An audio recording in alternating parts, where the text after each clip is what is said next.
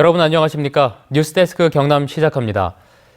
오미크론 변이 바이러스의 영향으로 확진자 수가 연일 최다를 기록하고 있는데요. 위중증 환자는 안정적인 수준을 유지하고 있습니다. 그래서 코로나19를 계절 독감처럼 관리하는 방안도 검토가 되고 있는데 경상남도도 모레부터 위중증 환자 관리에 중점을 둔 방역 체계로 전환을 합니다. 신은정 기자입니다. 경남의 신규 확진자는 1,902명, 또다시 역대 최다 확진입니다. 지역별론 창원이 739명으로 가장 많았고 진주 202명, 김해 양산 201명 등 지역을 가리지 않고 확진자가 발생했습니다. 오미크론 검출률이 96.7%까지 늘면서 확산세가 걷잡을 수 없이 증가하고 있는 겁니다.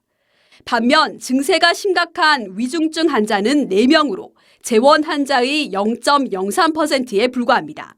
델타 변이가 우세종이었던 지난해 말과 비교해 위중증 환자가 크게 줄어들었습니다.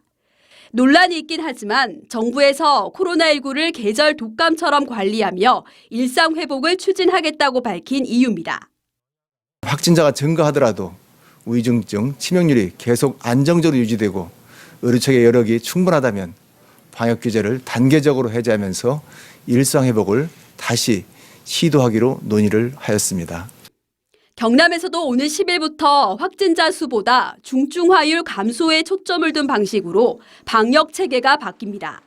확진자의 약 15% 안팎인 60세 이상과 50대 기저질환자의 집중관리군은 기존처럼 의료기관에서 관리하고 위험도가 낮은 일반 관리군은 스스로 관리하는 방식입니다. 가족 중 확진자가 발생해도 동거가족이 접종을 완료한 경우엔 격리가 면제됩니다. 하지만 아직 집단 감염 관리가 필요한 만큼 확진자 수 발표는 계속 유지하기로 했습니다. 중증화율에 더 초점을 맞추고 관리하는 패러다임 전환이 있는 것은 사실입니다. 그러나 아직까지는 감염 취약시설의 집단 발생을 막기 위한 철저한 관리가 필요합니다. 방역당국은 재택치료자 중 일반 관리군의 의료 상담에 대응할 재택관리지원 상담센터를 공공병원을 대상으로 조만간 결정할 예정입니다. MBC 뉴스 신은정입니다. 서울과 부산시 등에 이어서 창원시도 시내버스 준공영제를 지난해 9월부터 시행을 했는데요. 진주에도 이 준공영제를 도입하자는 조례안이 주민 발안을 통해서 오늘 제출됐습니다. 하지만 진주시가 준공영제 도입을 반대해서 조례 제정까지는 난항이 예상됩니다. 이준석 기자입니다. 진주시 시내버스 준공영제 운영조례 주민 발안 명부가 시의회에 제출됩니다. 20여 개 단체가 결성한 운동본부가 지난해 11월부터 받은 서명자는 7,193명. 주민 발안 요건인 진주 유권자 70분의 1인 4,182명보다 3천여 명 더 많습니다. 10천여 명 받은 뜻을 참 이렇게 심각하게 고려를 하셔가지고 좋은 조례안을 제정해 주시기를. 준공영제 조례안은 버스업체 수익금 공동관리, 시내버스 서비스와 안전성 향상을 주요 내용으로 담고 있습니다. 특히 보조금의 항목별 정산과 친족의 경영 참가 시 인건비 제한 규정도 두고 있습니다. 운전자 인건비 항목의 보조금을 업체나 경영진이 챙기는 일을 막기 위한 겁니다. 진주시가 지원하는 보조금은 해마다 늘어나서 올해는 246억입니다. 그런데도 이를 관리할 조례가 없고 시민들의 불만은 오히려 늘어나고 있습니다. 노선 편성과 관리 감독, 재정 지원은 자치단체가 맡고 업체는 시내버스를 운영하는 준공영제는 경남에선 창원시가 지난해 9월부터 시행하고 있습니다. 하지만 진주시는 운송원가와 수입의 차익을 보전하는 현행 표준 운송원가제가 예산이 덜 들고 서비스 향상 효과도 거두고 있다며 준공영제에 반대해 조례 제정은 불투명합니다. 준공영제 조례안 주민 발안이 요건을 충족하면 진주시의회는 한 달 안에 상정하고 1년 이내에 의결해야 합니다. 한편 진주에서 주민들이 조례안을 발안한 건 지난 2003년 무상급식 조례안에 이어 두 번째입니다. MBC 뉴스 이준석입니다. 일부 농가에서 여전히 고추대 같은 영농 부산물을 태워서 미세먼지 발생이 심각합니다. 여기에 병해충을 방지한다면서 관행적으로 하고 있는 논두렁, 밭두렁 태우기가 산불로 이어지는 경우도 적지가 않은데요. 농촌진흥청이 부산물을 파쇄해서 비료로 활용하는 방안 등을 농가에 보급하고 있습니다. 정성호 기자입니다. 과수원 전정 작업에서 나온 나뭇가지를 파쇄기에 집어넣습니다. 순식간에 가루가 돼 뿜어져 나옵니다. 파쇄기 한 대면 하루에 포도밭 8천여 제곱미터를 처리할 수 있습니다. 노동력이 절감되고 장기적으로는 퇴비가 될 수 있고 소각함으로 생길 수 있는 여러 가지 위험 제거 그런 게 도움이 될 것 같습니다. 깨를 털고 난 줄기나 고추대도 손쉽게 가루로 만들어 밭에 뿌리면 퇴비로 활용할 수 있습니다. 2019년을 기준으로 생물성 연소로 인한 초미세먼지는 11,482톤으로 이 가운데 농업 잔재물 소각이 62%를 차지했습니다. 특히 최근 10년 동안 논 밭두렁을 태우다 일어난 산불이 전체의 15%를 차지하는 것으로 나타났습니다.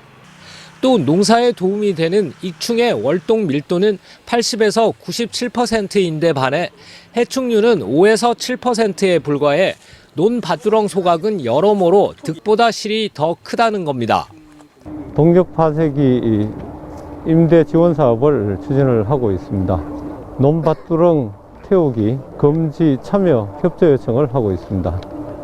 농진청과 지자체는 농가의 비용 부담을 덜기 위해 농기계 임대 사업소의 파쇄기 보유 대수를 늘리고 화재와 미세먼지의 원인이 되는 소각 행위를 하지 않도록 홍보 활동을 강화할 계획입니다.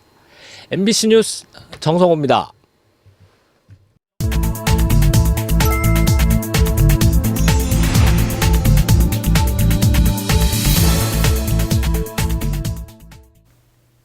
김일권 양산시장은 오늘 기자회견을 열고 부울경 특별자치단체 행정사무소는 지리적 중심부가 위치한 경남에 설치하는 것이 타당하다고 밝혔습니다. 김 시장은 경남에 위치하되 부산과 울산을 다 접하고 있는 양산시로 정해질 때 행정사무소 위치 선정에 따른 문제점을 해소하고 부산시, 울산시와의 합의점도 쉽게 찾을 수 있다고 강조했습니다. 지난달 18일 조규일 진주시장에 인사장을 넣은 설 선물을 임원들에게 보낸 진주시 장애인체육회 관계자를 진주시 선거관리위원회가 행정처분한 것과 관련해 더불어민주당 진주시위원회가 솜방망이 처벌이라며 수사를 촉구했습니다. 민주당 진주시위원회는 임원 50여 명에게 전달했다는 간장 게장과 블루투스 이어폰 등은 한 개에 5만 원 상당이며 선물 총액 250만 원은 선거법 위반으로 당선 무효형까지 받을 수 있는 금액이라며 조 시장의 사퇴를 촉구했습니다. 이에 대해 진주시는 장애인체육회가 자체적으로 진행한 일로 시와는 관련이 없다고 선을 그은 바 있습니다.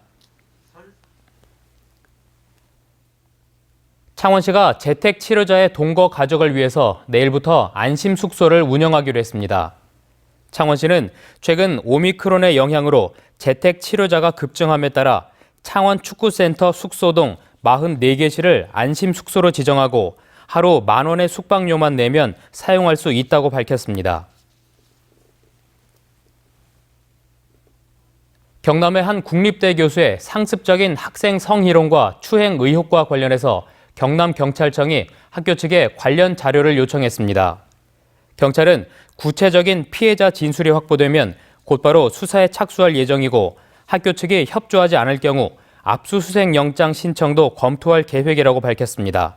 학교 측은 자료 제공 여부를 검토한 뒤에 최종 결정을 내릴 것으로 보입니다. 전교조 경남지부는 오늘 기자회견을 열고 경남교육청은 인사, 시설관리, 수당, 회계 업무를 교사가 담당하지 않는다는 단체 협약을 지켜야 한다고 주장했습니다.